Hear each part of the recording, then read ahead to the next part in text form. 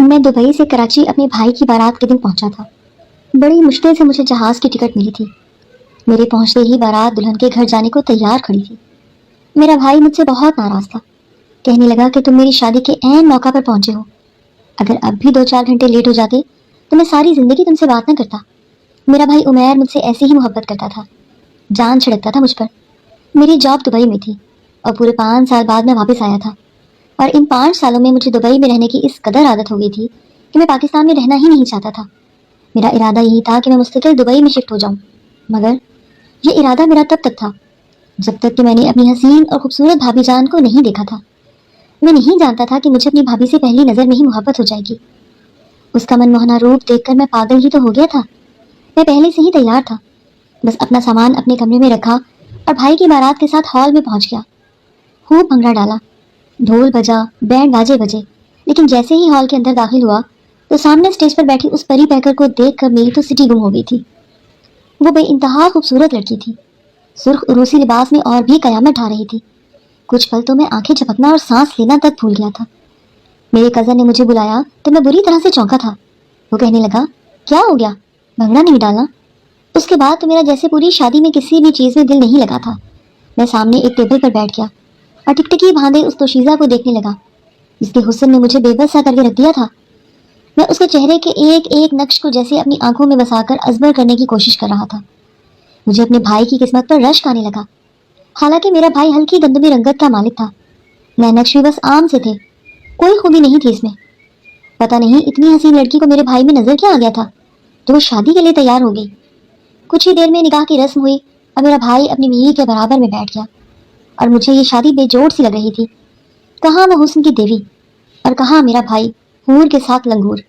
مجھے لگا شاید یہ ارینج میرج ہے، اس لیے لڑکی کے والدین نے لڑکی کو میرے بھائی کی تصویر نہیں دکھائی ہوگی، ورنہ اتنی حسین لڑکی کیسے میرے بھائی کے لیے راضی ہو سکتی تھی۔ لیکن مجھے حیرت اس وقت ہوئی جب میرا بھائی اپنی بیوی کے پاس جا کر بیٹھ گیا اور اس کی دلہن کے چہرے پر مسکان سی آ کر ٹھہر گئی۔ میرا بھائی نہ جانے اس کے کان میں کیا سرگوشیاں کر رہا تھا جس پر وہ شرمائی شرمائی سی مسکرا رہی تھی۔ یہ دیکھ کر میرا جی چاہا کہ اپنے بھائی کو سٹیج سے ہٹا کر کہیں دور بھیج دوں اور اس کی جگہ خود بیٹھ جاؤں، جس نے میرے دل پر اپنے حسن کا طوفان برپا کر دیا تھا۔ میں اٹھ کر سٹیج پر آ گیا اور عین اپنے بھائی اور بھابھی کے بیچ میں کھڑا ہو گیا۔ مجھے دیکھ کر میرا بھائی مسکرا کر کہنے لگا، مہرو، یہ میرا چھوٹا بھائی احمد ہے، آج ہی دبئی سے آیا ہے۔ مہرو نے جب میری جانب دیکھا تو مجھے لگا میرا دل سینے میں تھم گیا ہو۔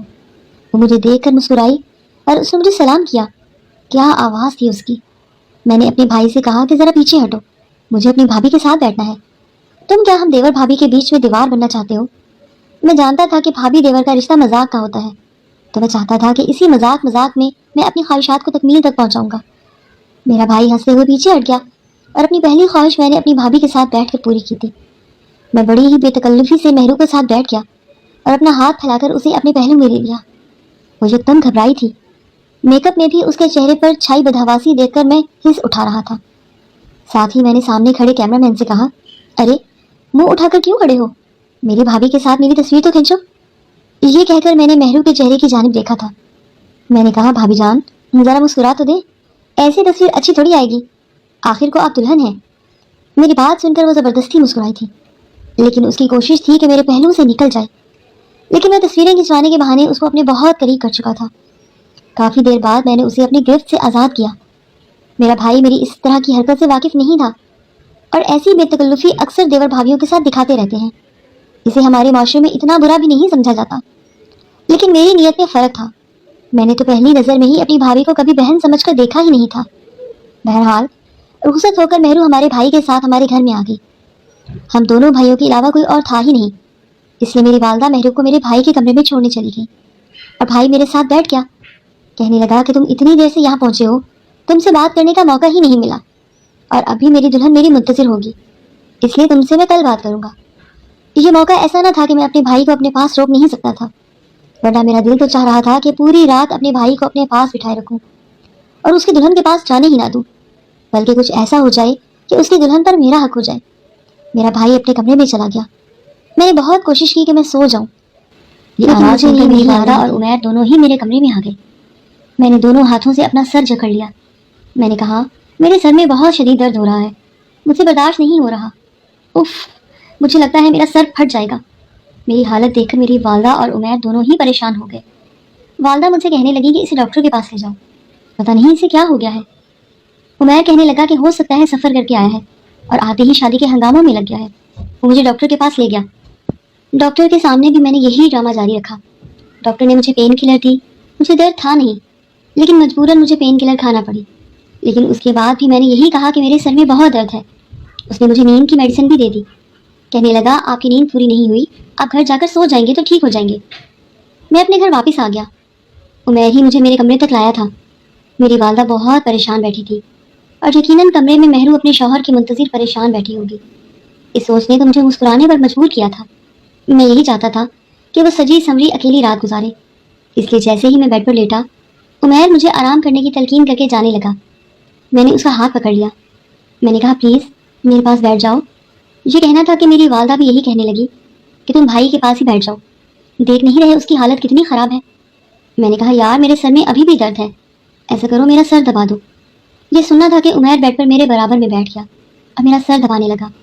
میری والدہ اپنے کمرے میں جا چکی تھی کیونکہ وہ تھک چکی تھی۔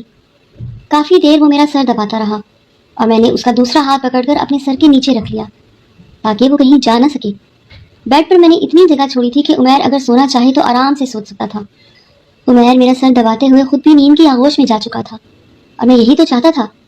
جیسے ہی وہ گہری نیند میں گیا، میں اٹھ کر کمرے سے باہر آ گیا۔ عمیر کے کمرے کی لائٹ ابھی تک چل رہی تھی۔ یہ دیکھ کر میرا دل مسرور ہوا تھا۔ اس کے کمرے میں ایک کھڑکی تھی جو باہر لاؤنج کی طرف کھلتی تھی۔ میں نے کھڑکی سے اندر جھانک کر دیکھا تو وہ دلہن بنی بیٹھی تھی، بار بار گھڑی کی سوئی کی جانب دیکھ رہی تھی تو کبھی کمرے کے دروازے کی جانب۔ اسے عمیر کا انتظار تھا۔ اس کے حسن سے میں اپنی آنکھیں ٹھنڈی کر رہا تھا۔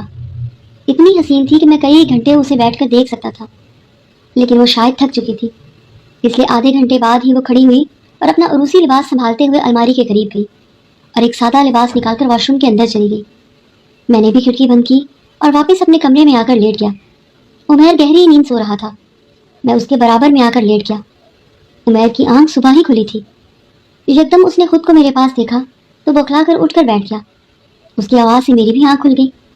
میں نے بڑی بے بس سی شکل بنا کر کہا اٹھ کیوں گئے؟ پوری رات تو میرا سر دباتے رہے ہو۔ کہنے لگا نہیں، میں بس سو گیا تھا، مہرو میرا انتظار کر رہی ہوگی۔ یار میں نے کہا میں معافی چاہتا ہوں، میں نے تمہیں رات برباد کر دی۔ وہ کہنے لگا نہیں نہیں، ایسی کوئی بات نہیں، میرا کون سا اس سے ایک دن کا تعلق ہے، عمر پڑی ہے اس کے ساتھ تو گزارنی ہے۔ اس وقت تو 9 بج رہے تھے۔ مجھے پتا تھا کہ میری والدہ ناشتے کی تیاری کر رہی ہوں گی، کچھ ہی دیر میں دلہن کمرے سے باہر آ جائے گی، اس لیے میرے بھائی کو موقع نہیں ملے گا اپنی حسین بیوی کے پاس بیٹھنے کا، اور میں یہی چاہتا تھا۔ لیکن بہرحال میری ڈرامے بازی نے میرے بھائی کی شادی کی رات برباد کر دی تھی۔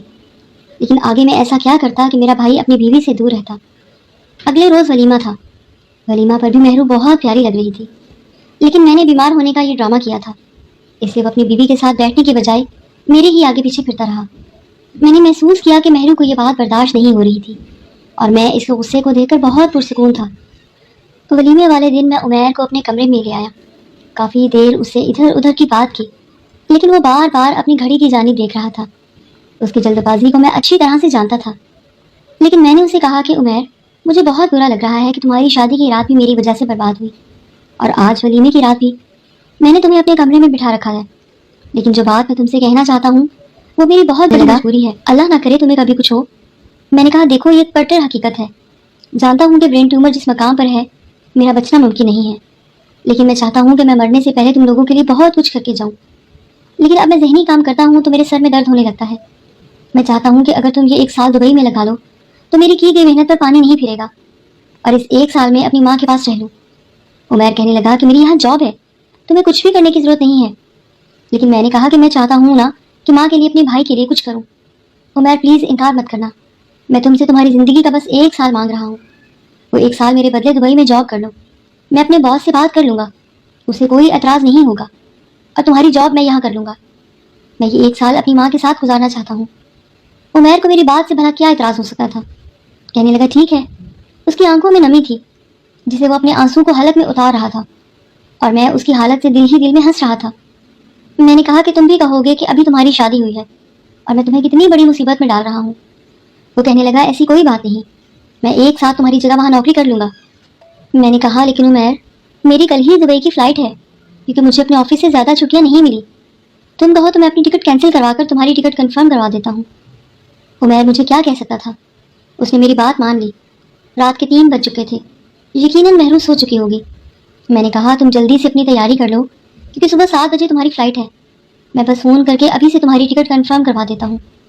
میں نے آنن فانن اپنے بھائی کی ٹکٹ کنفرم کروائی اور صبح کی فلائٹ میں ہی وہ دور دبئی جا چکا تھا. میں نے سوچا کہ چلے 1 سال بعد وہ آئے گا, تب تک میں اپنا شوق اس کی بیوی سے پورا کر چکا ہوں گا. پھر کہہ دوں گا کہ میری بیماری ختم ہو گئی ہے. مجھے ماں کی دعاؤں نے بچا لیا. میں عمیر کو خود ایئرپورٹ چھوڑ کر آیا تھا اور آ کر لمبی تان کر سویا تھا کیونکہ مجھے یہ ڈر نہیں تھا کہ عمیر اپنی بیوی کے پاس ہوگا کیونکہ وہ کوسوں دور جا چکا تھا. شام کو جب میری آنکھ کھلی تو میں بہت حشاش بشاش تھا. کمرے سے باہر آیا تو مہرو میری والدہ کے ساتھ بیٹھی تھی. اس کے چہرے پر اداسی چھائی ہوئی تھی. میں دیکھ کر مسکرایا.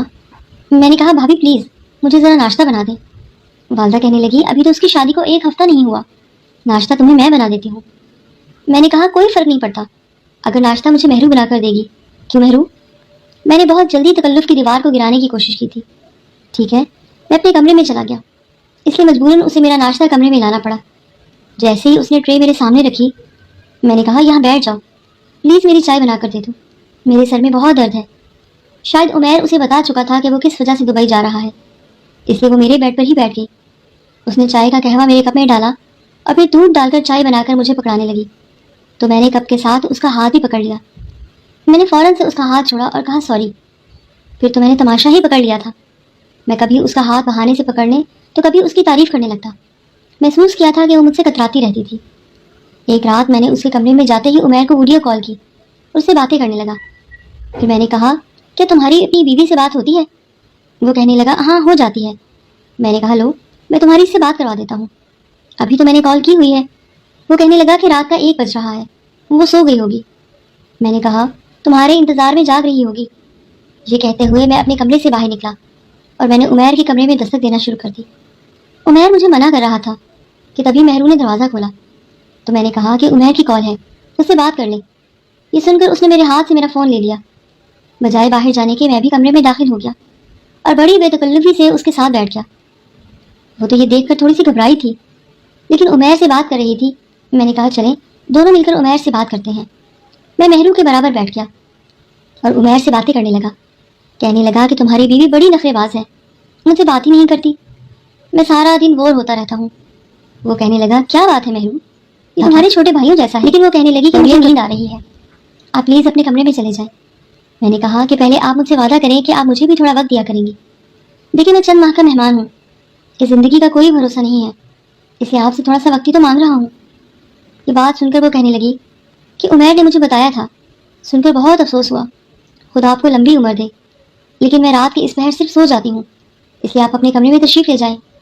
بڑا سخت لہجہ تھا, صاف مقصد یہ تھا کہ نکلو میرے کمرے سے باہر. میں خاموشی سے اس کے کمرے سے باہر نکل گیا, لیکن کمرے میں آ کر یہ سوچنے لگا کہ بہت ہو گئی شرافت, اب اس شرافت سے کام نہیں چلے گا. اس لڑکی سے فری ہونے کی کوشش کر رہا ہوں تاکہ یہ مجھ سے کچھ بے تکلف ہو, لیکن یہ ہے کہ مجھے پیچھا چھڑانے کے چکر میں لگی رہتی ہے. میں سوچ چکا تھا کہ اب میں اس کے کمرے میں چلا جاؤں گا, اپنی خواہش زبردستی پوری کر لوں گا. یہ بھلا میرا کیا بگاڑ سکتی ہے؟ میرا بھائی تو ویسے بھی میری بات پر بھروسہ کرے گا. اگلے روز میں نے ایسا ہی کیا تھا. رات کے پہر میں لاؤنج کی کھڑکی جو کہ عمیر کے کمرے میں کھلتی تھی, اس کھڑکی کے اندر سے کود کر اندر چلا گیا. مہرو بے خبر سو رہی تھی. میں نے کھڑکی لاک کی, دروازہ پہلے سے ہی لاک تھا, اور اس کے پاس آ کر لیٹ گیا. اس کے قریب جانے پر اس کی آنکھ کھل گئی تھی, لیکن تب تک بہت دیر ہو چکی تھی.